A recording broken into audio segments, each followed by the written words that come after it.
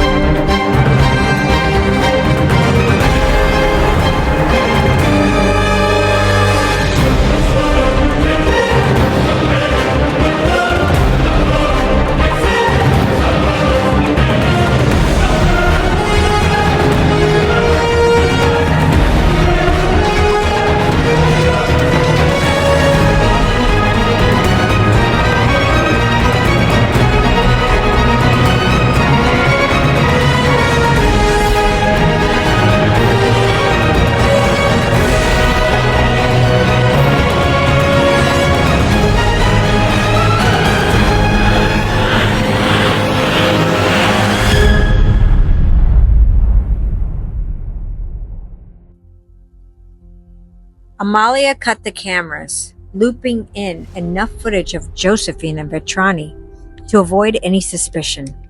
Lenox emerged, illuminating the cell.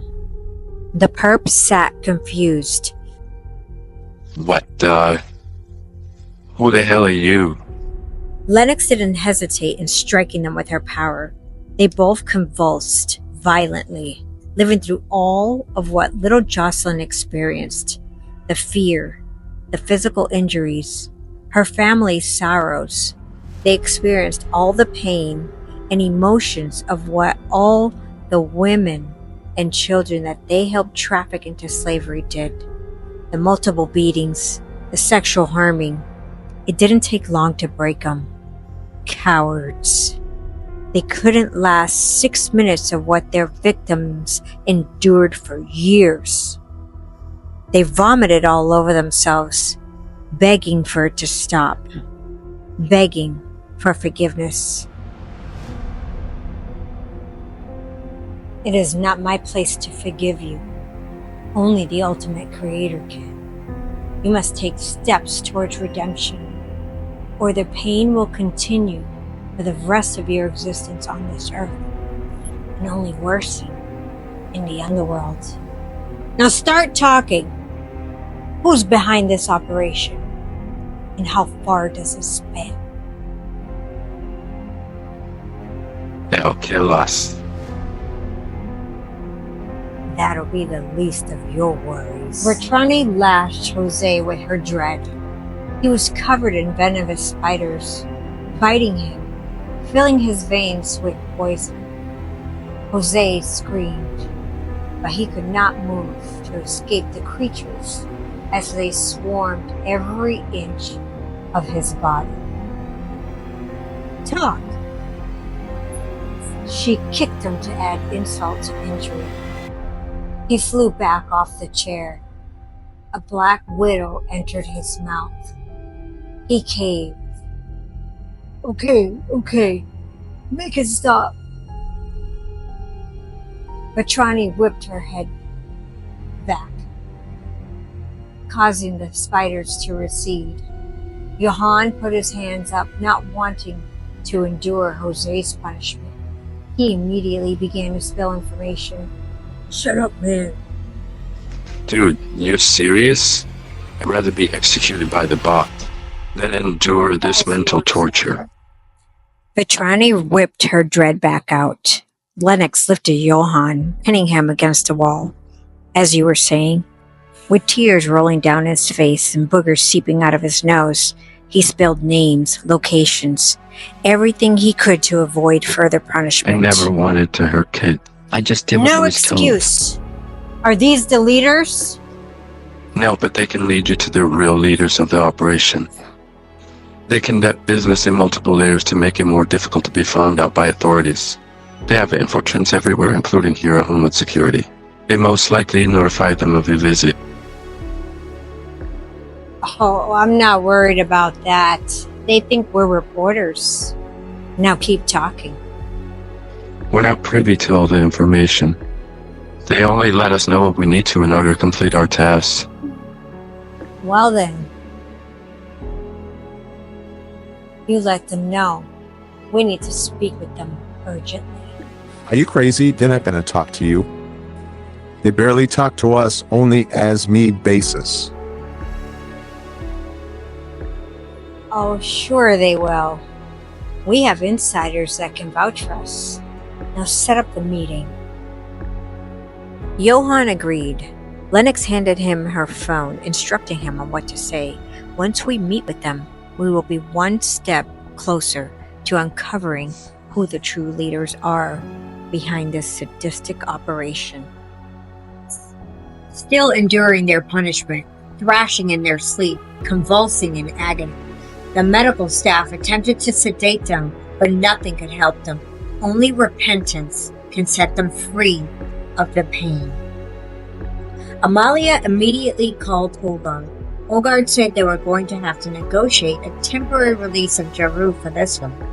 He could get us in. We could frame it as an escape. Jaru will convince them that now, with his connections on the inside, he can expand their operation, making them the most powerful and feared amongst their competitors in the human transport industry. Josephine immediately contacted the facility where Jaru is being held at to set up a meeting. Jaru's help on this mission will allow us to get to the main source of this organization, or closer to the top. Amalia had Olgard contact his friends at Homeland Security to coordinate joint efforts with the OIA and the FBI. If for some reason they don't agree to temporarily release Jaru, Lenox will break him out. Amalia is prepared to buy us some time so that we can get a head start on them. At lights out, she will loop in footage of him sleeping, while Lenox extracts him. This will give us close to 8 hours. We need Jaru to gain access. He is key to the players in this operation. Get the entire crew to report to the sanctuary. Before leaving Homeland Security, Johan asked to speak with Jocelyn. He spoke with her in code, giving her the indication that contact has been made. Jose was still thrashing and convulsing. Perhaps he is pure evil and will never seek redemption, and so he will rot from within. Amalia came back in to talk with Josephine. Olgard was able to get Homeland Security, the OIA, and their contacts with the FBI to agree to work together with us on this mission. Oh, that's great. But, let me guess, they won't release Jaru into our custody. nope, not even with federal supervision. You believe he's too high of a flight risk. Damn, we shouldn't have asked. Well then, we'll do it the hard way. Notify Jaru that Lenox is coming to get him tomorrow night. And cancel my meeting at the facility. I'll brief him on our travels. I'll get to work on looping the footage. Wait, they both stopped. The facility there has limited to zero technology, remember? Amber? Oh, that's right. Okay, let me think. Well, that just means I'm not going to have a problem getting him out. We just need to find out how often the guards do their rounds to see how much time we have. True. That's easy. I'll call my friend Lou. He works there. Okay, great. Just be careful not to raise any suspicion. For that. They left and made their way back to the sanctuary where they can regroup and meet with the crew so that they can prepare for the next part of the mission. Back at the sanctuary, Lenox was briefing the rest of the crew on all that has transpired when Amalia walked in to give him an update. As we suspected, lights out is at 10 o'clock. They make their rounds every 2 hours. We could place a decoy in the cot. They're not even gonna notice. It'll just look like he's sleeping. That'll give us the full 8 hours to get ahead. They're probably gonna have suspicion of our involvement in his escape since we asked for him to be released for the mission. That's okay. Suspicion isn't proof. We'll have him back as soon as we complete the mission anyway. They'll get over it. The crew went to get ready, except Abaddon. He stayed behind. Is something wrong, Abaddon? Please be careful, Lenox. Keep a close eye on Jaru. I don't fully trust him. We will see you in Venezuela. Okay, don't worry then. Mr. Betty came in, insisting he go to Venezuela. There's a lot of jungle out there. Thank you. If for any reason things get out of hand, I will summon the animal kingdom in the area Yes. to come help us. I know. Sounds good to us, Mr. Betty. We can use all the help. Lenox went to get Jaru at lights out. Jaru, wake up. We gotta get going. Oh, Ben. Hi, Josephine's friend. Is Josephine okay? The name is Lenox. And Josephine is fine. But we need your help on this mission. And the Freds were too afraid to release you to our custody, thinking that you're gonna escape. Or because I might uncover their involvement. Interesting. Come, tell me your theory on the way. We don't have a lot of time. Lenox placed the decoy in the bed and then led the way through the ductwork and the dark hallways. Lenox said to Jaru, when we get to the top, hold on to my arm. I can make us invisible for about 10 seconds. That should give us enough time to get off the roof and away from their line of sight. Jaru did as they asked, and they quickly made their way outside the veranda, running to where Lexa and Amalia were waiting. Come, it's this way. Be quiet, okay? Okay, you're the boss. Miss Amazonian trend. Spit up. I'm gonna smack you. As we walked towards the Jeep where Leska and Amalia were waiting, Jaru kept asking questions about Josephine. I know that she's at Homeland Security and she's going to be working from that angle. He's going to be with us on this mission. See, Jaru still has no idea that Josephine and Lenox were one, and we intend to keep it this way. Though he has repented and he helps us on missions, he's still a human who once committed horrible acts. He could still be swayed with the right amount of pressure to betray us. No one outside the crew can ever know the truth. Then he began to ask questions about Olgard, wanted to know if he was safe. That I will happily answer, Lenox said. We have to keep him behind the scenes for now. Putintero has placed a hit on him, and until we capture Putintero and Oba-Kasanama, we cannot take a chance. That's smart. You need him. He has many connections. Yes, but he is also my mentor, and he is family. We shall protect him no matter what.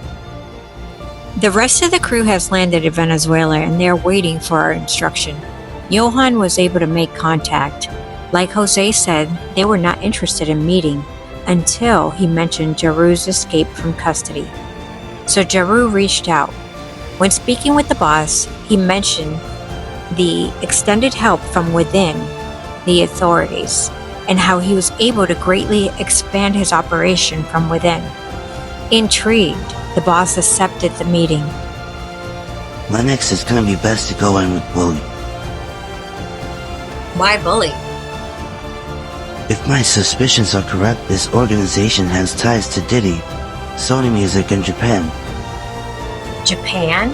Yes, according to my contacts in the United States State Department, Japan is a major destination, a source and transit country for men and women subjected to forced labor and sex trafficking.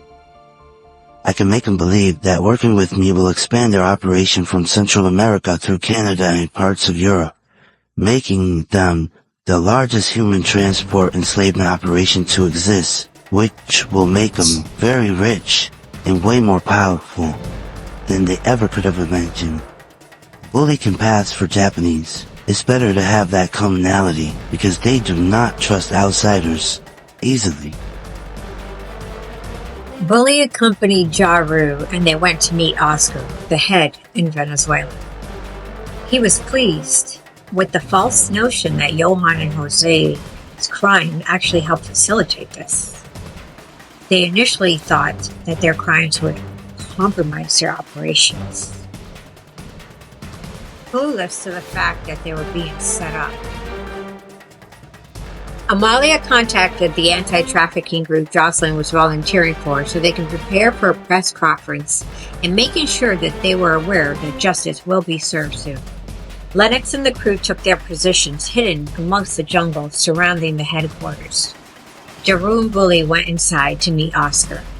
Oscar was skeptical at first, but Bully put him at ease by telling him she was half Korean, half Japanese, and if this deal goes well, she could facilitate bringing his operations to North Korea as well. Oscar's greed clouded his judgment, and so a deal was made. Over the next couple days, they conspired a plan and how to execute it. We were now privy to the key players in the operation and how far this operation spanned. The infection went deep, and as suspected, the border crisis was no coincidence. An international bolo had gone out about Jaru's escape. This could cause a problem, Oscar complained. Jaru insisted that it would not. He would change his appearance and rub off his fingerprints. It would be decades before they caught up with him. As the deal was set to be confirmed, Lenox could feel Oscar was about to betray Jaru and Bully. As they confirmed the deal, Oscar pulled out a long knife to slice Jaru's throat. His plan was to take Lily captive and sell her, once she completed her side of the bargain. Our friends from the FBI and Homeland Security, along with Rangers, took their positions with the crew. Lenox could not wait another moment. Jaru was compromised. She made her way to the top of the building and peeled the roof back. The surge of energy that emanated from her made the grounds tremble. Explosions erupted. This distracted Oscar enough for Jaru to be able to get away. There Oscar stood in front of Lenox, his eyes wide with fear. He wildly swung the blade at her. She leaned back, avoiding the strike. They began to fight. His men jumped on her back, but none of them were a match for her. She threw them off like a dog shaking off fleas. They kept coming. Lenox was transfixed on Oscar. Mr. Buddy activated our allies in the animal kingdom.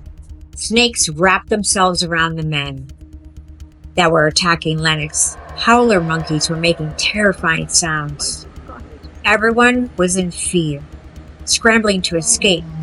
Some began to shoot off their weapons.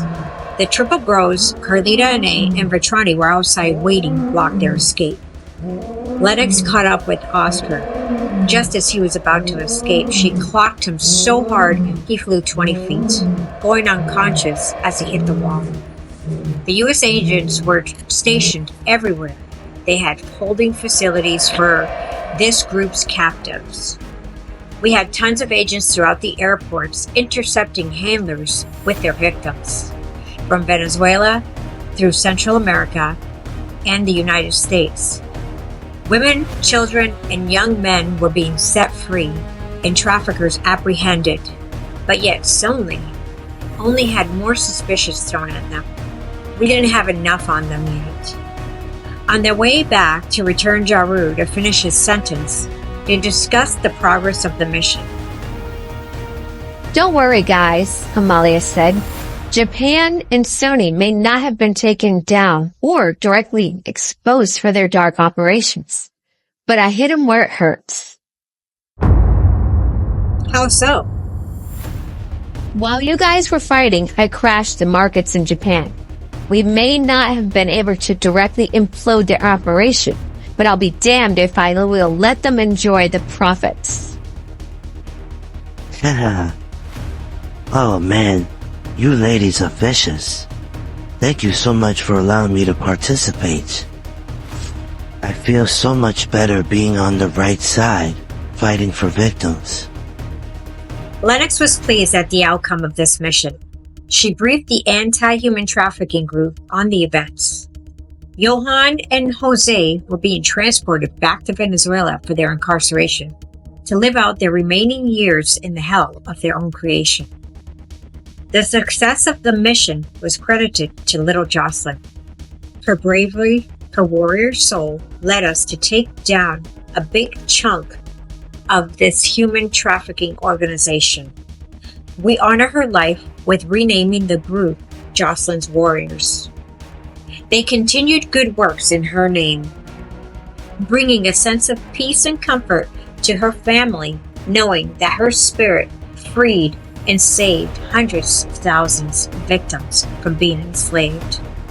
In the meantime, Lenox and the crew are consulting with the U.S. government to put better practices in place so that we can prevent more tragedies from occurring in the future. To Jocelyn's family from Lenox and the crew, we are so very sorry for your loss. May your family find peace and comfort knowing Jocelyn's story touched many. She opened up tough discussions that are going to help others going forward. Though it is difficult to accept a loss, especially when it happens in such a tragic way, we always try to find the light in darkness. Rest in peace, little warrior. And thank you for opening the eyes of many. Thank you so much for staying till the end and watching all 3 parts. If you have not watched the first and second part of this story, you can go ahead and watch it. It's going to be in a playlist. that you can see on the channel. There's a bunch of playlists along with all the videos, and some of the videos will help explain the characters in the series, and it'll give you a little bit better information, and everything is in playlists below, so you can get caught up and watch that. There's videos of like the character creation and how the book came about, and then you'll see all the different series, so you can go ahead and watch that, and it'll give you a good idea of what's going on, so you can follow along a lot easier going forward. Though I do try to set up each video so if somebody's new and they start watching, you can somewhat easily catch on and follow along. It'll make it easier, and you'll understand it better if you can go and watch those other videos. So thank you so much for watching. The thing that I wanted to say at the end of the video is regarding these type of cases is, I know that the subject of the border crisis is a very sensitive topic, but I believe it is an important discussion that needs to be had by everybody. For the safety of our women and children and young men in this country, I think it's important that we revisit some of the criteria and what is going on down at the border collectively, and come up with a solution that'll keep everyone safe, including those who are trying to enter the country legally. So I did want to say that, and I just wanted to create awareness for those of you with young children especially, to please be careful. Make sure you teach your children about the dangers of talking to strangers, even in a case as innocent as, little Jocelyn went to the store on her own and was being nice and giving direction to these men, not realizing that they had malintentions. So, you just want to make sure that your kids not are made to fear people, but are made aware that there are dangers out there, and that not everybody has good intentions, so that they can be more aware and be able to come home safe to you. So very important that we keep the children safe. And ladies, same thing, please. We are more of a target, though, men become victims as well. The ladies are more of a target for these type of perpetrators and parasites, as I like to call them. So please be careful. Make sure that you are always vigilant and stay aware of your surroundings. And if you see something that doesn't seem right, please say something or get out of that situation before anything escalates. So that's just one little thing I wanted to say to you guys. I hope you guys are doing well, and I have nothing but well wishes for all of you. Thank you so much for watching. You'll want to stay tuned for next week. We have a new series starting, and we're also going to do a little recap as to what is going on with the information on the assassination attempt on Donald Trump. So we're going to go through some of that information as well in a separate video. It's not going to be like this. It's going to be more discussionary. But we will see you next week. I hope that you guys have an amazing rest of your week. I hope that you were able to stay dry if you were in Florida like I was. We had that storm and it brought a lot of rain. So hopefully you guys were able to stay dry and safe. And we will see you here next week. As always, please take care of yourselves, and God bless.